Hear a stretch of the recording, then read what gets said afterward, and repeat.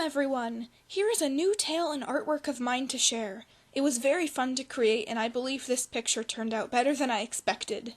This tale is of a seaside adventure in an expedition of a curious Miss Willow. Let's see what she encounters. The seaside was cool and the wind blew through her hair. Her lover decided to stay home as he was afraid of the water, and especially the deep waters like this. Willow loves journaling and sketching out her finds in the wild, such as interesting plants, creatures, dragons, and her adventures between lands, as well as her encounters with great beasts. A little notebook loosely strung together with tan thread she kept in hand very often.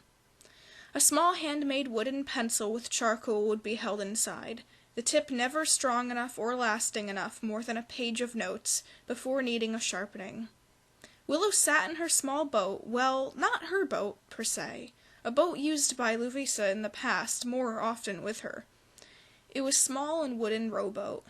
She took it out to the seaside near the lands she lived by. There was a long-lasting settled ocean which bared a clear and easily see-through layer of greenish turquoise waters. The waves gently rolled around, moving the boat beneath her. This was very peaceful afternoon. She could hear seagulls squawking above, and could see wiggling tall seaweed and seagrass below in the water. The deep, deep, clear waters. She could almost make out the bottom with pure soft and shells of sand and small creatures. Sitting and sketching out the scene in her notebook, the waters began to splash around her boat more violently. She grabbed the edge of the rowboat and peeked around, looking around the bottoms of the sea below her. Then all of a sudden she felt water falling on top of her head. She assumed it began to rain, but the skies were way too clear. There were only a couple puffy white clouds every here and there, no storm clouds. She looked up and jumped, the moment her head became soaked in a more slimy layer of rain. Not rain, she found out, as she looked up rapidly to see a gigantic, shiny, opalescent, scaled creature. There stood above her was a massive sea monster. He had a long snout and 4 sharp fangs like a venomous snake. It had a long silky beard and flappy thin ears that appeared to attach to his chin. The creature leaned forward and eyed her sketch journal. It spoke. "You seem to be drawing something fascinating, my friend. May I take a look?" he asked politely. Miss Willow sighed in relief as the creature appeared friendly and was not going to gobble her up at first sight. Willow lifted her now soaked, slimy notebook and shakily held it up to the sea monster. He eyed it back and forth and then sunk back into the sea quickly. Willow was confused, but all of a sudden the sea dragon rose again, water spraying from the surface of the water, and splashed her again, rocking the boat back and forth.